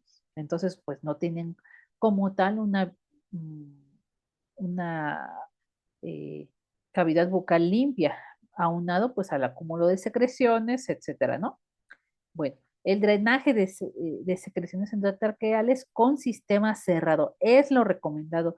Yo sé que en nuestras instituciones públicas y privadas también, pues carecemos de este recurso importantísimo porque lo vimos también en la pandemia, ¿no? Y aquí creo que fuimos más conscientes de la necesidad de. Sin embargo, todavía hay una práctica sentida a que me refiero, que no tenemos como tal una evidencia científica, un estudio que nos demuestre que la aspiración cerrada es mejor que la aspiración con sistema cerrado, pues es que es sentida, o sea, yo prefiero a lo mejor la aspiración con sistema abierto porque siento que es más efectiva que el sistema cerrado porque saca mejor los tapones mucosos, etcétera, ¿no? Pero pues de manera evidencial, de manera documentada, lo que tenemos en la mesa, pues son las evidencias sobre el circuito del sistema cerrado. ¿Ok? Y bueno, el uso de la humedad activa o pasiva, pues son estos humidificadores y filtros que se conectan, ¿no? O ya sea con filtro EPA o es un dispositivo de humidificación pasiva y activa, pues son estos aditamentos que tiene el ventilador mecánico que incluso hasta tienen un termostato, ¿no? Sobre todo en los pacientes pediátricos, que ellos sí o sí, los pacientes pediátricos deberían de tener la humedad activa y con calefacción, ¿no? Y bueno, en la profilaxis de la úlcera séptica y la trombosis venosa profunda, todo esto participa, fíjense, dentro de el paquete de prevención de neumonías asociadas a la ventilación mecánica, ¿ok? Y aquí es de interesante hacer la observación, la sedación, porque pues un paciente menos sedado pues va a necesitar de menos va a poder movilizar más las secreciones, ¿no? Obviamente necesita aquí la participación, de la valoración y los criterios para que pueda ser extubado. Bueno, hay aquí una discusión también del cepillado dental, de por qué no lo practicamos si es tan importante, porque una persona, pues, consciente, orientada, que no está intubada, pues puede realizarse el cepillo dental y a pesar de eso, pues va a tener patologías en la cavidad bucal, ¿no? Ahora imaginémonos con este paciente que tiene gran carga bacteriana, pues obviamente va a acumular estos microorganismos y ¿cómo van a ser eliminados? Pues con el cepillado bucal. Por eso es que va a disminuir significativamente el riesgo de neumonías. Y la mortalidad en la UCI, esto es tan importantísimo para también prevenir otro tipo de patologías, ¿no? Podemos a lo mejor los casos de terror que hemos leído desde las publicaciones del CONAMED, las publicaciones de de que pueden encontrar en distintos artículos, ¿no? De las anginas de Ludwig. Entonces, esas, todas esas prácticas pues parten de una cavidad bucal sana, ¿no? Bueno, entonces regresando a la medición de la presión del manguito del tubo endotraqueal o del neumotaponamiento, tiene una técnica. Obviamente hay instituciones donde no cuentan con como tal con el recurso que es el manómetro ya graduado en centímetros de agua, a lo mejor lo tenemos en milímetros de mercurio, como funciona un manómetro de TA aneroide, pero pues estas son las mediciones de 20 a 30 centímetros de agua o de 15 a 22 milímetros de mercurio. ¿Y qué es lo que pasa? Idealmente se pudiera hacer una medición por turno o lo recomendado pues es cada 6 horas, ¿no? Pero a lo mejor por turno pues puede ser incluso todavía ideal, ¿sale? Pero también valoremos que el paciente en un turno pues pasa muchas cosas, ¿no? Antes y después de que le hagamos la medición, a lo mejor se movilizó el paciente, lo lateralizamos, fue a un estudio, lo aspiramos, entonces todos esos movimientos podrían ocasionar a lo mejor una pues movilidad de la propia musculatura y de la opresión que tiene la vía aérea, es decir, la tráquea hacia este dispositivo, ¿no? Del neumotaponamiento, y por eso es que podríamos hacerlo a lo mejor 2 veces por turno o cada 6 horas, a lo mejor en turnos nocturnos, pues 2 veces, ¿no? Y en turno matutino y vespertino, una vez por turno, ahí sí, sí podría funcionar. Bueno, entonces, ¿qué es lo que pasa eh, cuando existe sobre todo un exceso de la presión? Porque aquí tenemos pues un globo que se va inflando, se va inflando, se va inflando. Obviamente tiene un límite el globo, pero lo que no tiene límite es la tráquea, ¿no? La distancia, el diámetro de la tráquea. A pesar de que es un músculo liso que se puede expander, tiene un límite porque tiene otras estructuras aledañas que también van a movilizarse y a tener contacto con ella. Entonces, prácticamente le estamos pues, propiciando al paciente dolor en la garganta.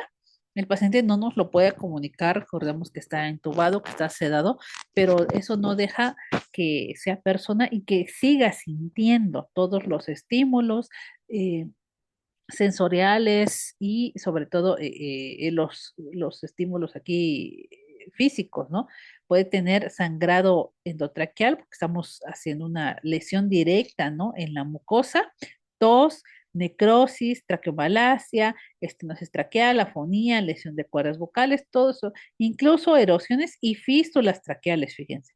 ¿Y qué es lo que pasa? Pues con una baja presión, un riesgo de neumonía porque estas secreciones están descendiendo hacia el tracto superior al tracto inferior.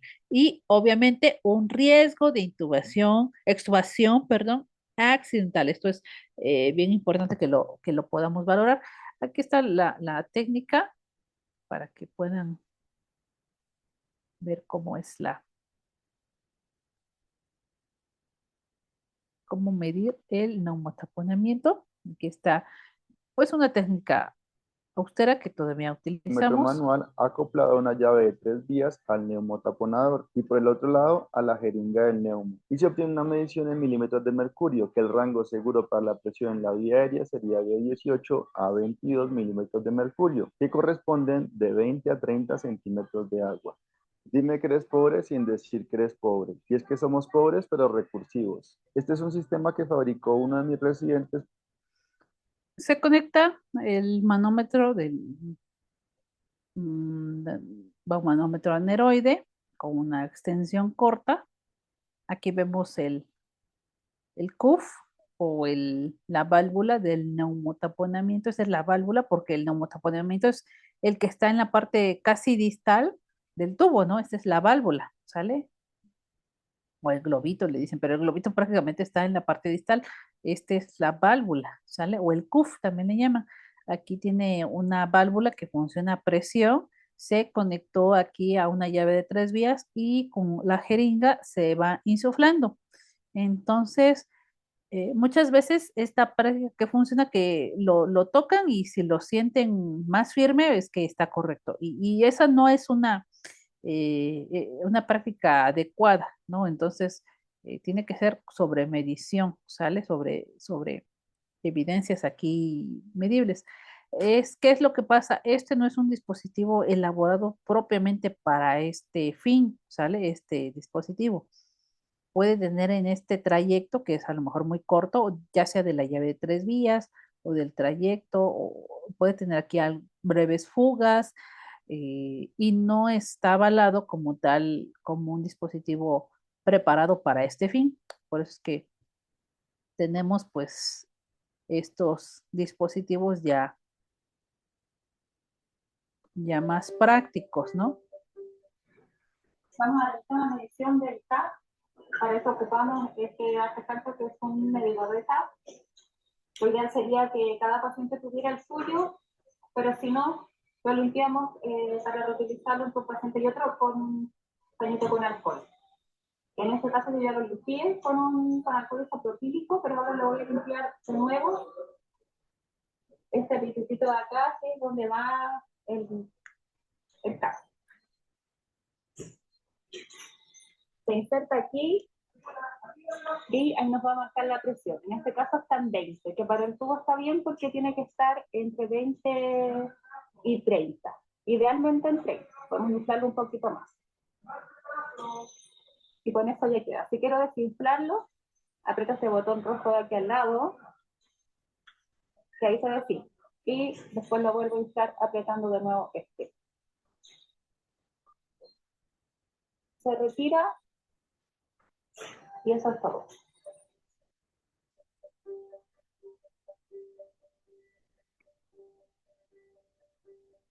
Entonces, ¿cuánto nos tomó este ejercicio? Muy breve, ¿no? Entonces, ¿cuánto nos toma? Breves minutos. Se puede realizar y complementar así nuestra práctica. Bueno, entonces este es el procedimiento, pues ya lo vimos en el video y hacer el registro, ¿ok? El registro. Bueno, vamos perdón, falta la parte de las secreciones subglóticas, estos dispositivos que tienen un aditamento adicional para la aspiración subglótica. Este es la válvula del globo del neumotaponamiento. Este es el neumotaponamiento propiamente, ¿sale? Ese es el neumotaponamiento. No es esta es la válvula, ¿sale? Pero pues a veces perciben cuando palpan esta parte o la tantean. Si está firme, pues creen que está correcto. Sin embargo, eso no es una práctica adecuada, ¿sale? Y bueno, ese es el aditamento para la aspiración de secreciones subglóticas, que hay instituciones donde yo he visto que lo tienen de manera permanente conectado, pero hay otras instituciones donde lo tienen conectado de manera intermitente, es decir, aspiros primeramente aspiro secreciones subglóticas y después hago la técnica de aspiración. No sé cómo lo hagan en sus unidades. Yo he buscado como qué evidencia es mejor, pero pues no he encontrado mucha información al respecto.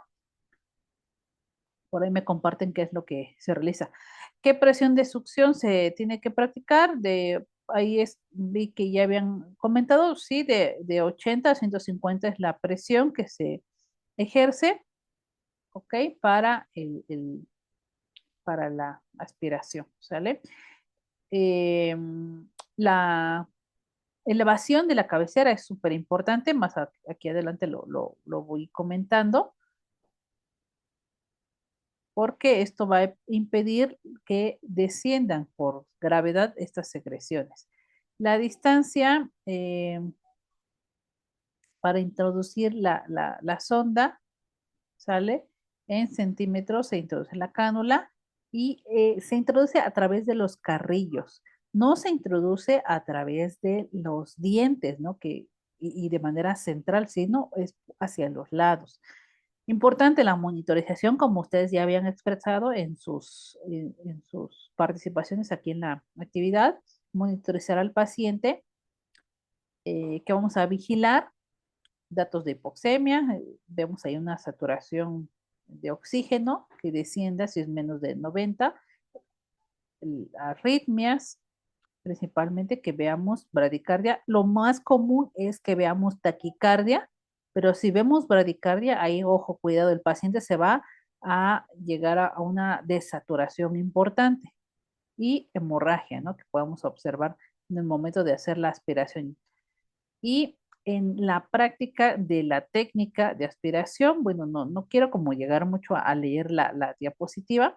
Tengo aquí igual un video que les va a ir demostrando.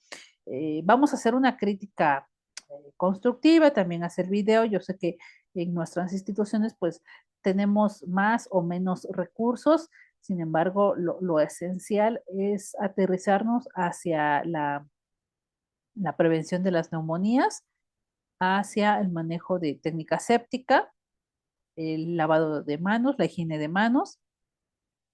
Y bueno, ¿cuáles son las indicaciones para realizar una aspiración correcta? Tiene que ser, bueno, aquí que nosotros podemos hacer una valoración objetiva, es decir, que yo no pueda imaginarme que el paciente tiene secreciones, no, sino tengo que hacerlo evidente a través de que yo lo escuche o que yo lo vea, porque muchas veces lo queremos hacer por rutina, ¿sale? Entonces, si lo hacemos por rutina, es que no hicimos una valoración. Entonces, ya sé que las secreciones yo las pueda escuchar, que estoy haciendo una auscultación en los campos pulmonares, ¿sale? O las puedo ver a través del tubo, ¿sale? O a través de la boca también. Y bueno, eh, otras situaciones serían de manera objetiva, pues las curvas de la ventilación mecánica. Aquí pues podemos denotar también las alteraciones en la capnografía. Ahí se puede ver cómo existen obstrucción del paso del CO2 y la disminución de la saturación, esto obviamente en concordancia con la auscultación de las secreciones y a lo mejor la necesidad de una muestra también puede ser una indicación para realizar una aspiración. A lo mejor puede ser el paciente no se le ausculta secreciones, pero necesito recolectar una muestra y por mínima que sea la muestra, para eso de ahí pueden tomar para hacer el cultivo, ¿no? De secreciones. Y como es tal un cultivo, solo necesitan unas pocas gotitas de, de la secreción. No es necesario que se junte todo el frasco o todo creo que el frasquito para la toma de muestras, la trampa que le llamamos, creo que es como de 100 mililitros o de 50, por ahí alguien que me comente. No recuerdo de qué capacidad es la trampa para la toma de la muestra, pero no es necesario como tal llenar ese, ese frasco, porque solo de ahí toman unas gotas para hacer el cultivo, ¿sale? Entonces, con unas cuantas gotas es suficiente para la muestra. ¿Sale? Importante el calibre de la sonda. Muchas veces pues no tenemos conocimiento de cuál es el calibre para utilizar en la sonda. Entonces, muy práctico, podemos utilizar la medida de la sonda. Por ejemplo, si tenemos un tubo endotraqueal número 7, el doble de la sonda, ¿cuál sería? Un número 14. 14. Exacto. Entonces, esa sería la medida correcta para ser más práctica y que pueda introducirse. Si introducimos una sonda 16, no va a pasar fácilmente la sonda. Y una sonda número 12 no nos va a permitir una succión adecuada, va a estar muy delgada, ¿sale? Ahora, si tenemos un número 8, pues una sonda 16 es ideal para aspirar y una sonda 14 nos quedaría pues ineficiente para hacer la succión, ¿ok? Bueno, algo importante que ya comentaron, vi que comentaron en sus participaciones, la preoxigenación. El ventilador tiene ahí un dispositivo, muchas veces un botón que es para la preoxigenación y cuando lo apretamos proporciona FiO2 del 100% por 180 segundos, ¿sale? Entonces, se presiona, obviamente ya debemos tener todo disponible para aspirar al paciente y lo apretamos y, espera, y en eso, pues a lo mejor me hago mi último lavado de manos, ya bajé el barandal y me vuelvo a lavar las manos, ¿no? Para que en lo que termina el, el, el ventilador mecánico de proporcionar la FIO2 al 100%, pues ya pueda yo propiamente utilizar el equipo estéril, ¿sale? Y bueno, eh, la duración, aquí ya ustedes ya habían comentado, no más de 15 segundos, no más de 20, no más de 15, entonces es lo ideal, la presión de la succión de 80 a 150. Allí también valdría la pena que el área gestora, el jefe de piso, pueda hacer su mantenimiento preventivo o correctivo, de ser el caso, de las tomas, ¿no? De oxígeno, de succión. Entonces, para que sean óptimas, porque a lo mejor funcionamos y escuchamos la presión cuando prendemos el aspirador, está fuertísimo, ¿no? O sea, escuchamos un súper ruido, pero la verdad es que cuando introducimos la sonda para probarla, no aspira nada, ¿no? A veces es más ruido que aspiración.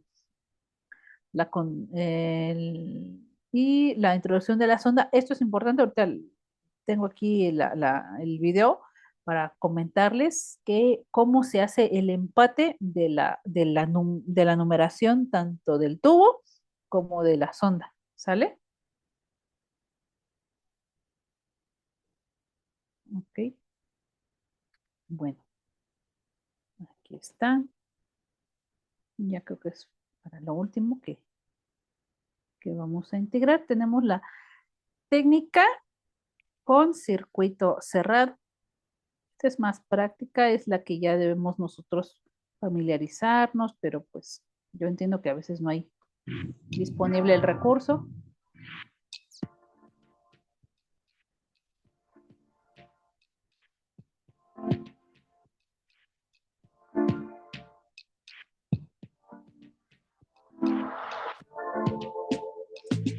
Esta es la técnica abierta, perdón.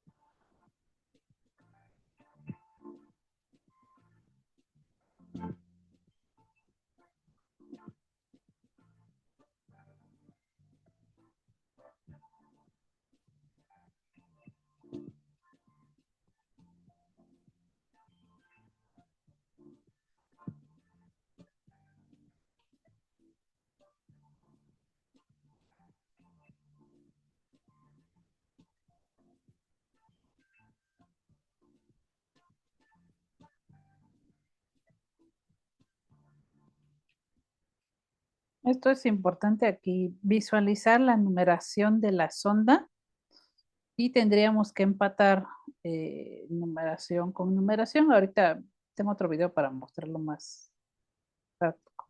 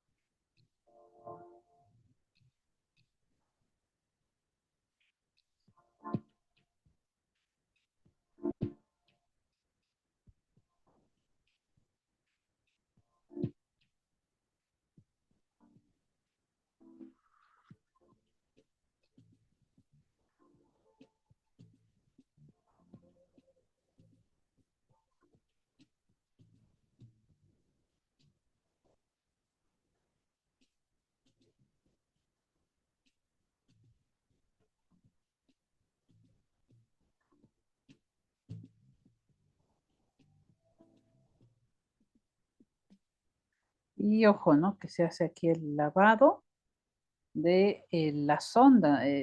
Anteriormente, pues, proveían estos dispositivos que tenían la otra conexión de este lado, pero pues no es para la instalación hacia el tubo. Hay que tener mucha precaución que por gravedad esta solución que se instala no descienda hacia el tubo, porque es únicamente para lavar la sonda.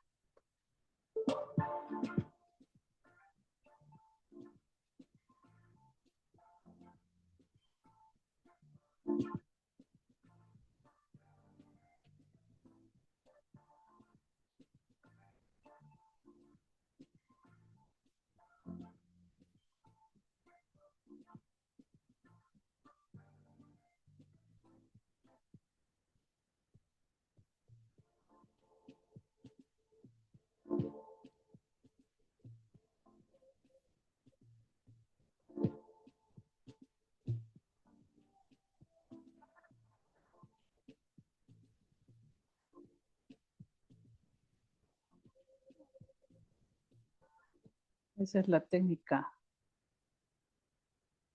cerrada. Esta es la técnica abierta.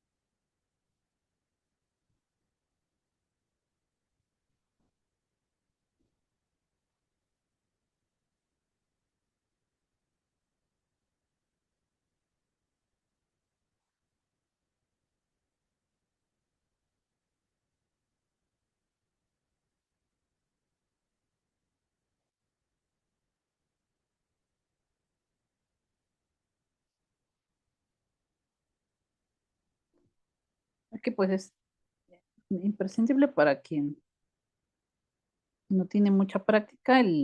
Dos operadores es lo ideal, pues a pesar de eso, disponer de otro recurso humano para hacer este procedimiento es importante. Sin embargo, pues muchas veces no contamos con otro recurso humano que nos apoye, ¿no? En el momento necesario, que a lo mejor están ocupados, no tenemos el apoyo de, y pues esa es una práctica que se va haciendo con el tiempo, de que el mismo operador con una mano hace la introducción, pero pues aquí puede haber ese riesgo de contaminación al utilizar su sonda estéril y no tener el adecuado manejo de las manos y contaminar su sonda que está introduciendo, ¿no? Si no se tiene esa especial atención.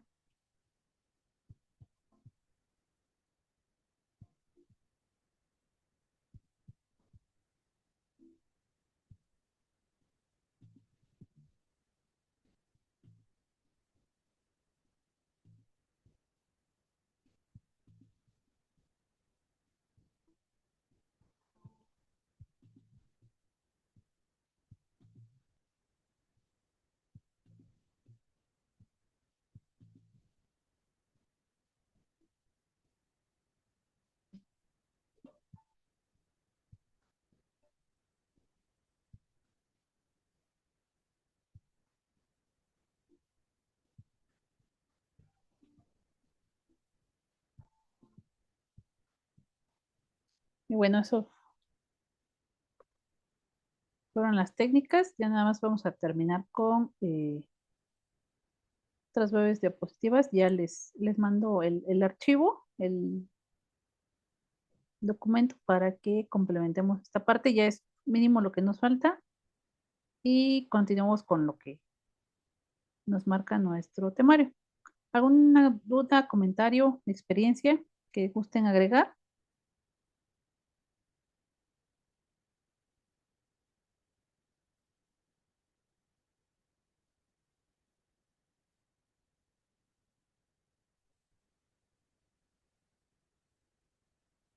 Bueno, vamos entonces a comentarles más adelante la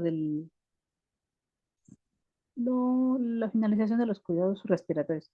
Hasta aquí entonces terminaríamos la sesión de hoy. Les agradezco mucho su participación y su asistencia. Que tengan un excelente fin de semana. Hasta luego. Gracias, Gracias, maestra. hasta luego. Muchísimas gracias, maestra Margarita. Buenas noches a todos, alumnos.